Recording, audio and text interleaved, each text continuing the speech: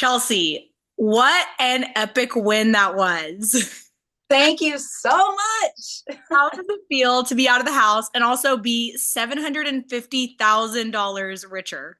I mean, I it's a bittersweet because I loved the game, but I'm so grateful I'm out a winner. It's a dream come true, and I'm so happy and filled with joy right now. So I feel like you were one of the most dynamic winners that we've seen in years. Oh. What inspired your gameplay? And also, where did you learn to be so conniving? So what inspired my gameplay, I looked at previous winners who I admired their game and I said, how do I pull out the best parts of the winners and make that my own? So I came in wanting to have a multifaceted game. And I came in knowing that we had a cast off the bat that was just being messy. So I was like, let me just join in and just be a messy player, but just be a smarter one. So that's the game that I played. I don't know how I learned it. I was just, you have nothing but time to think in the Big Brother house. So I just thought my way through a lot of stuff. That's how I got here. When you started out the year or the season as a microchip, did you did you visualize yourself in the final two seats or were you kind of discouraged? I was very discouraged because I lost by not following the rules. And early on, people didn't want to work with me because they felt like I was not going to be a good competitor. And so I was feeling really low, not being able to play in any competitions or vote. It is the worst way to start your Big Brother. And wearing that microchip outfit, just, oh no.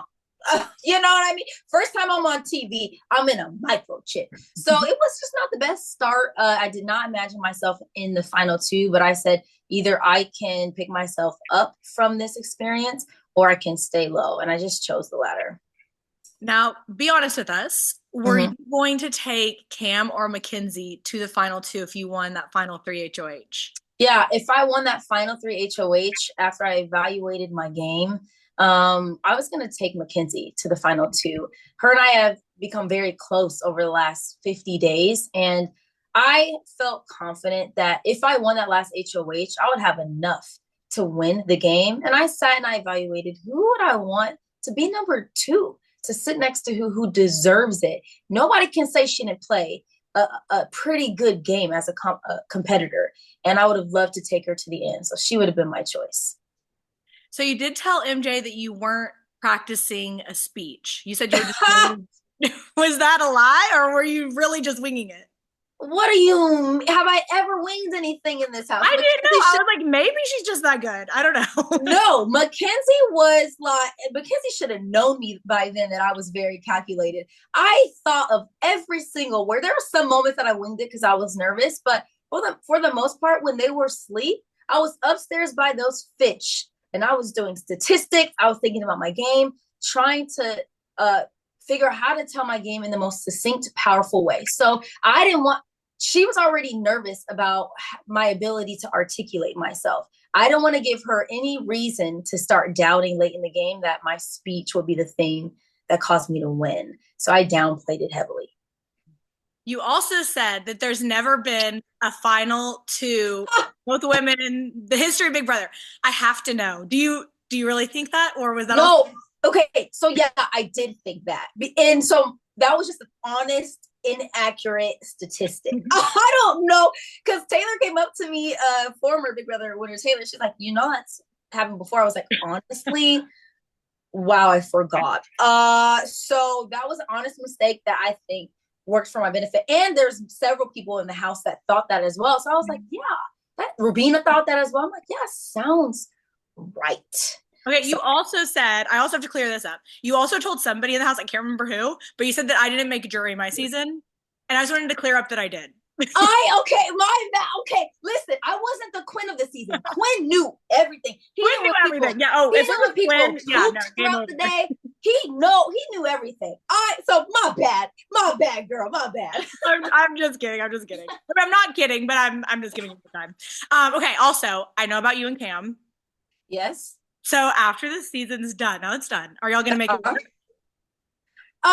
We're going to continue to be friends and clown on each other and bother each other and be a part of each other's life. What that will form into, we don't know. We're just trying to enjoy being normal humans outside of Big Brother and enjoy friendship in the real world. So you did not kiss him at the wrap party like you said you were going to? No, I didn't. You should have. You should I have. know, but we barely saw each other. We were with so many other people. I probably spoke to Cam maybe once at the rap party. I was over. I was trying to still figure out how I won this game. So there's so much going on. That didn't happen. I'm sorry to disappoint fans. Okay. So now that you're out of the house, what's been the most shocking realization that you've gotten out in the real world, you've gotten your phone, you've talked to people. What has been the biggest shock? I think the biggest shock is how my game was received by those who watched me and how many people early on had confidence that I would win. Because honestly, being in the house, you're rarely confident. And so I didn't know so many people were confident in the game that I played. Because I'm like, child, if y'all felt what I was feeling in the house, I was not confident. So I'm surprised by how people respected my strategy throughout the season. So it's just a shock to me. Well, you played a great game. It was a Thank pleasure you. to watch you. Thank you for Thank you. coming on the Conspire podcast. Thank And you. congratulations again. Thank you. The cat done. Let's go. Oh my gosh.